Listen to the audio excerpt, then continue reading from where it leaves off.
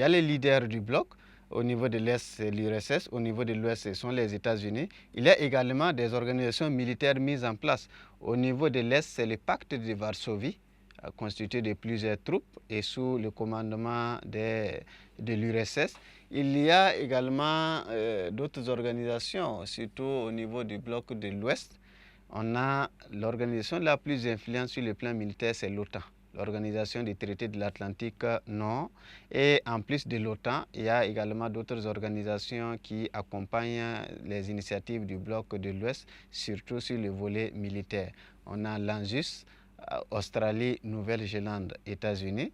Il y a également le pacte de Bagdad qui regroupe également plusieurs nations, dont les États-Unis. Il y a également l'OTAS, Organisation des traités de l'Asie du Sud-Est.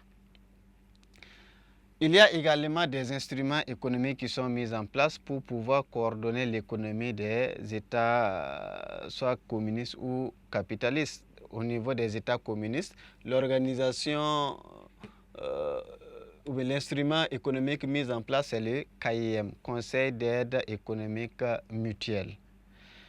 Au niveau de l'Ouest, on a l'OCE, Organisation européenne de coopération économique. C'est cette organisation-là qui était chargée du partage de l'aide du plan Marshall. Les 13 milliards promis par les États-Unis, c'est l'OCE qui était chargé du partage de cette aide de 13 milliards de dollars aux 16 pays qui ont accepté l'aide du plan Marshall. Et l'OCE va devenir par la suite l'OCDE pour parler encore de développement. Donc voici les différents instruments mis en place, mais sur le plan politique également, on sait l'idéologie de chaque bloc. Bloc de l'Est, c'est le communisme, bloc de l'Ouest, c'est le capitalisme. On voit également les instruments politiques. On parle de Cominform au niveau de l'Est et on parle de doctrine Truman au niveau de l'Ouest.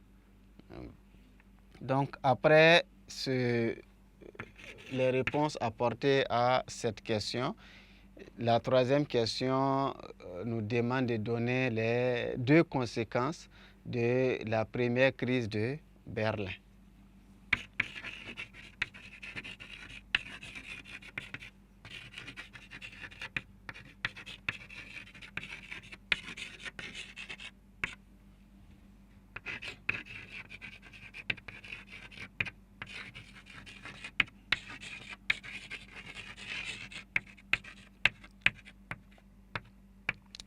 Deux conséquences de la première crise de Berlin. La première crise de Berlin a eu lieu de 1948 jusqu'en 1949.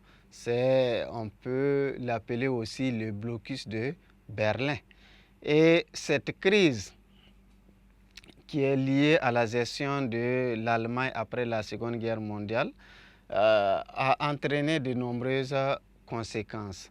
Et ici, nous allons donner 2 conséquences liées à cette première crise de Berlin, appelée encore le blocus de Berlin. Première conséquence,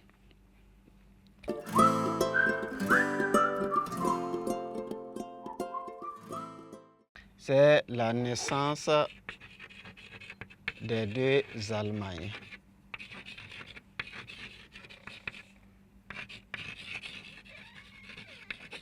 La naissance des 2 Allemagnes,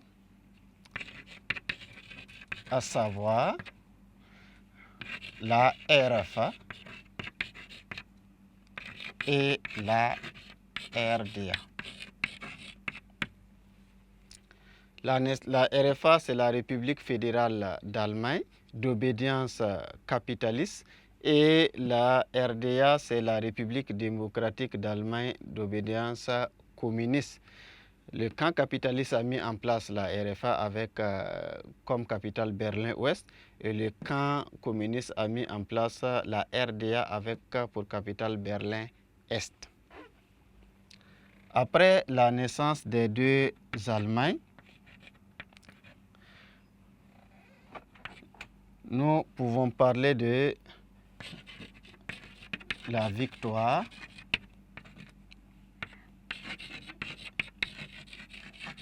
de l'Ouest sur l'Est. Ici, la victoire de l'Ouest sur l'Est. Avec la première crise de Berlin, le camp de l'Ouest a remporté une importante victoire sur l'Est parce que avec le ravitaillement, le pont aérien initié par les États-Unis surtout, cela a mis en échec le blocus de Berlin entamé par Joseph Staline. Donc finalement, c'est un échec pour l'Est parce que le blocus n'a pas permis d'avoir les résultats attendus. C'est également une victoire pour l'Ouest parce que désormais, ils savent que le camp de l'Est est fragile et ils ont beaucoup de moyens pour pouvoir contourner les différentes mesures prises par les dirigeants de l'Est. C'est aussi la suprématie ou bien la force des États-Unis sur l'URSS et désormais ils ont montré aux yeux du monde qu'ils sont déterminés à défendre la liberté et à également engranger beaucoup de victoires à travers les différentes mesures qu'ils vont prendre et aussi à travers également les différentes contraintes auxquelles ils feront face.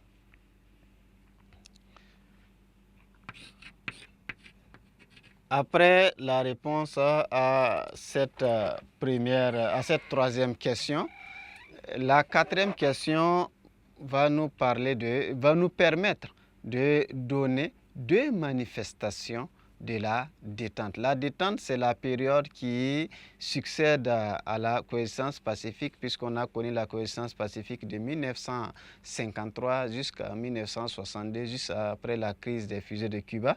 Et après la crise des fusées de Cuba, le monde connaît l'avènement d'une autre période qu'on a appelée la détente. Et comment cette période s'est-elle manifestée? C'est ce que nous allons donner ici, deux manifestations de la détente.